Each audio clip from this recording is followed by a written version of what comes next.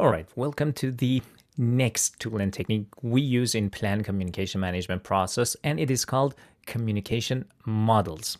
Guys, before we get into communication model, I'm gonna show you how communicating from sender to receiver works, okay?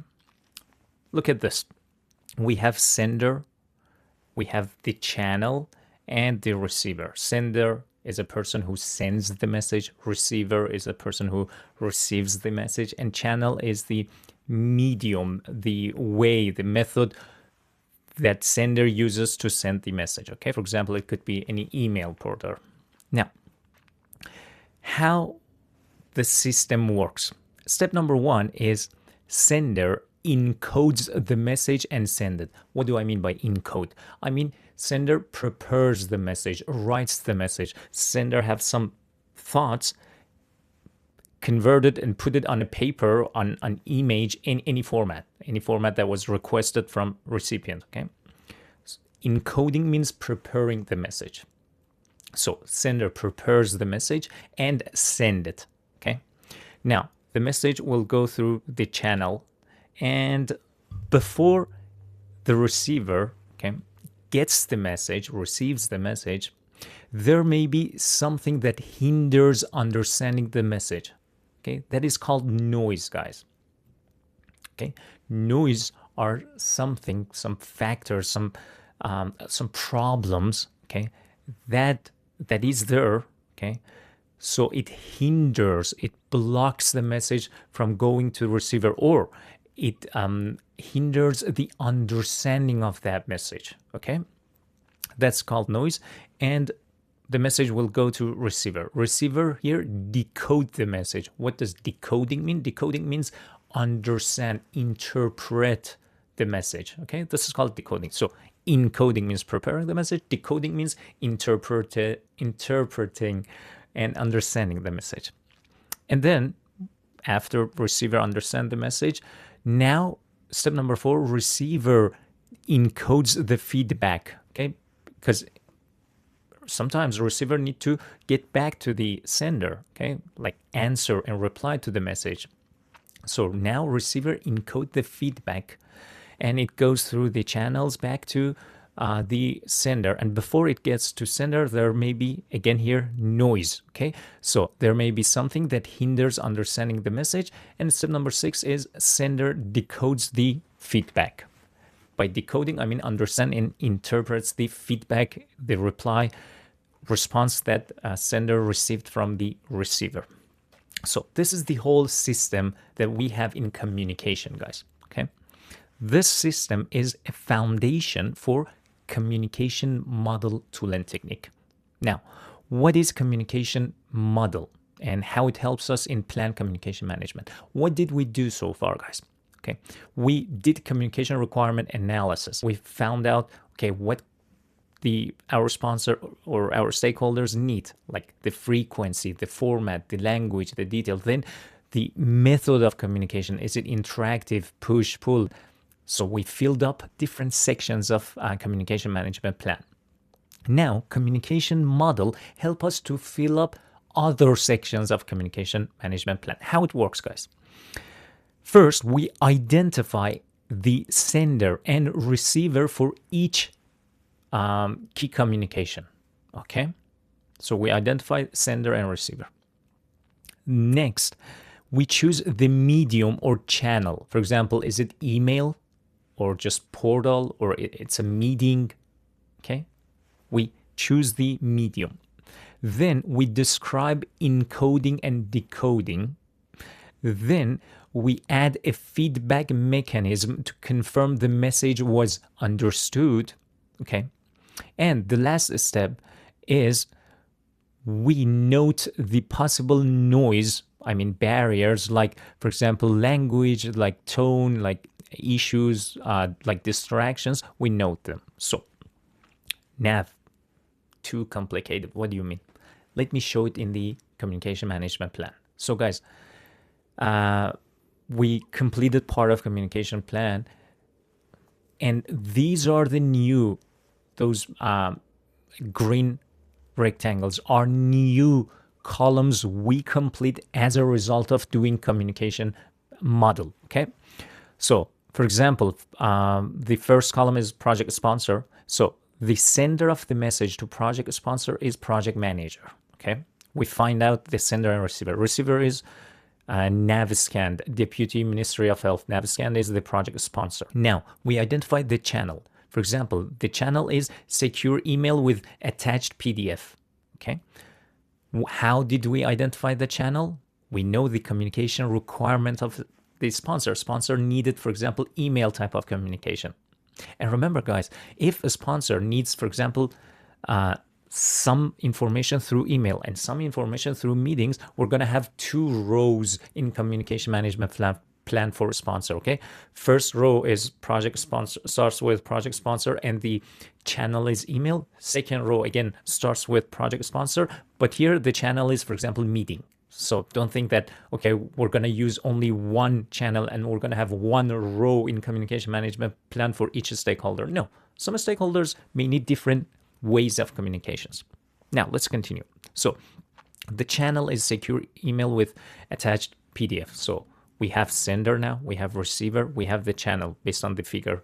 Okay, now we define encoding and decoding. What do I mean that we define encoding? Guys, before the PM sends message to the project sponsor, okay, we have defined encoding. It means the PM should ensure that data is formatted in clear executive language using KPIs, charts, and summary visuals instead of technical jargon. These are the conditions, these are the criteria we define to prepare a message. Okay, so the message that sender, which is PM here, sends to receiver, which is project sponsor here, shouldn't include technical terms because our sponsor is not a technical person. Sponsor wants charts and figures and visuals. Okay, so these are encoding or message preparation criteria or condition. Now, what do I mean by defining decoding? It means the sponsor interprets the message during review or meetings and asks clarifying question if needed. This is decoding.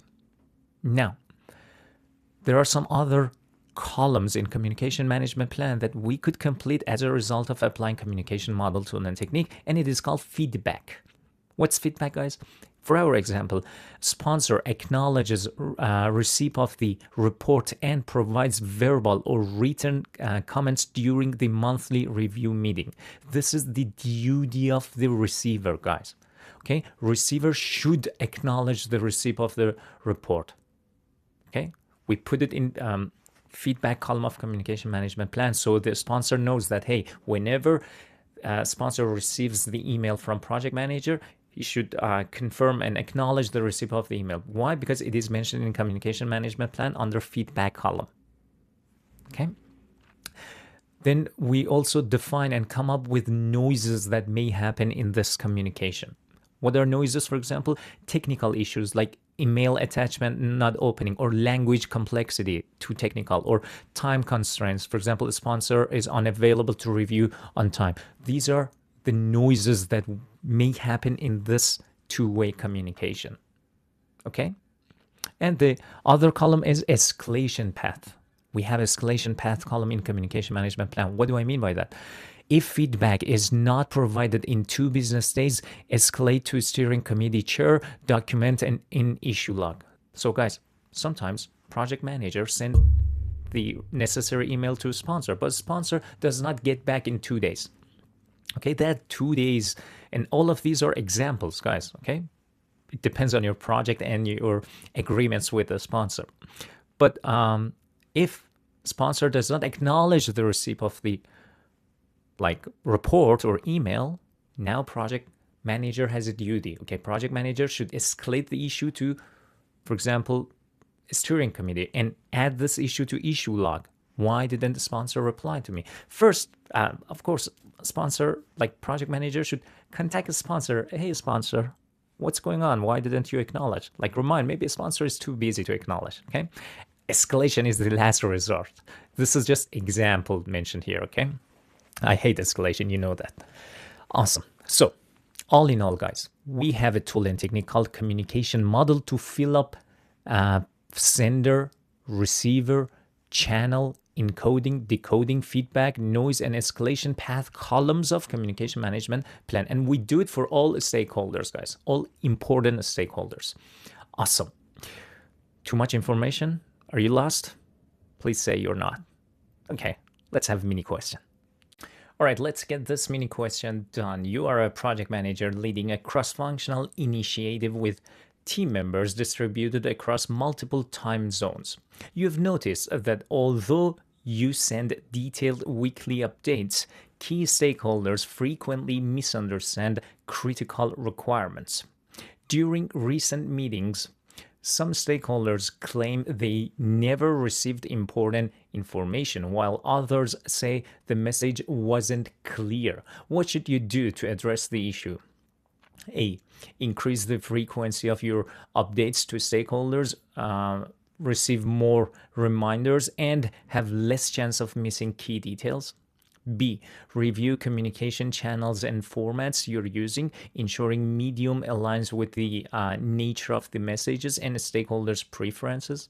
C. Develop a communication matrix that assigns responsibility for sending messages and tracking recipients to confirm nothing is overlooked. And D. Introduce a feedback loop that validates how stakeholders interpret the messages, ensuring encoding and decoding are aligned. Very good question. Incredible question that you may get from communication models. Okay, please pause it, go through the question, get me the right option, and we're gonna get it done together. Okay, what's the problem, guys? Okay, you're a project manager of a project. Now, the problem is with communication, okay? We have two groups of stakeholders. One group of stakeholders says, hey, we didn't receive that piece of information. The other group of stakeholders say, hey, we received it, but the messages were unclear. Now, you as a project manager, what should you do to resolve this issue? Can you apply MIAT here? Me to identify the problem, analyze the impact, and take action? No. All of them are actions. All of the options are actions. So let's forget about MIAT here. Now, let's see, guys. When MIAT is not the solution, always remember, when the question asks you to resolve an issue, okay, always try to resolve the root problem. Root cause analysis. Remember, you find the very first bottom reason of an issue and try to resolve that. Okay, not the surface issue. Now, keep this in mind. Let's go through options. Option A says, hey, increase the frequency of your updates. By frequency, like instead of weekly, send messages daily. Will increasing frequency resolve the issue? What was our issue? Number one was some stakeholders didn't receive the message, the information. So you send it like 7 times a week. They don't receive it. You're not resolving this issue. So increasing frequency is nonsense, guys. It does not make sense. Let's eliminate option A. What's option B? Option B says review communication channels, for example, emails or our project management software, okay? Or WhatsApp group, whatever communication channel you use. Review them and the formats like image or text, the formats you're using, ensuring medium aligns with the nature of the messages and stakeholders' preferences. Okay, let's say we review the medium and review the formats and like text, images, and okay, we make sure it is aligned with its stakeholders' preferences. One group of stakeholders are not receiving messages. Option B is not trying to resolve this issue. And the other group is says that the information is not, the message isn't clear. Okay, maybe like ensuring that the formats are in the favor of stakeholders help resolve the second issue, the messages are not clear issue, but it's not a good solution. It's not resolving the problem entirely. I think you can feel it, okay? So option B, channel review is helpful but does not confirm whether communication was understood or the communication was also received, okay? The real issue are not resolved by option B. So let's eliminate it for now, okay? I'm not sure, maybe that's the correct one, but I don't like it. Option C says develop a communication matrix, communication table that assigns responsibility for sending messages and tracking recipients to confirm nothing is overlooked. Okay. Option C is trying to resolve the first issue, the group of stakeholder that hasn't received the information. Option C, resolving this issue. But what about interpretation issue? The messages wasn't clear. The one group of stakeholders didn't understand the message. Option C is not trying to resolve the second issue. So option C is a partial correct option, just like option B, partial correct. Let's go to our last hope, option D. It says, hey, introduce a formal feedback loop that validates how stakeholders interpret the messages, ensuring encoding and decoding are aligned. Here we go. It is resolving the root cause, the bottom problem, not the surface issue. It focuses on both of the problems. First one, feedback loop. What is feedback loop? The receiver should acknowledge and confirm that they have received the message. So this will remove and resolve the problem of stakeholders not getting messages. If from now on we have a feedback loop, and if stakeholders didn't respond that, hey, we have received the messages, now you will see that, okay, these stakeholders haven't received the message, haven't acknowledged and confirmed. Let's see what's the problem. Let's reach back again. See, it is resolving the first problem. And the next problem was interpretation problem, okay? The messages wasn't clear. And option D suggests, hey, have some encoding and decoding criteria. Have some interpretation rules, okay? So guys, what was encoding and decoding columns in previous mini lesson? Encoding was, hey, prepare messages based on these criteria. Okay, for example, do not add technical terms. Do not just add visuals. These are encoding rules. Decoding was if the message wasn't clear, ask questions, for example, from the sender. Or right in writing, tell your interpretation of that message. These are decoding rules that we put in communication management plan. Option D is the best option, guys. It resolves both of the problems. Let's read the description. So option D addresses the root problem identified in communication models, which is misalignment between encoding and decoding. It ensures stakeholders don't just receive information, but understand it correctly. It introduces feedback, which is an essential component of effective communication models. Awesome. And we have talked about why other options are incorrect. Please feel free to pause the video and go through the description. Nav, are we done with tools and techniques? I'm tired of tools and techniques of plan communication management process. I'm sorry, we're not done. We have a little bit more tool and technique, okay? I promise. Let's get them done.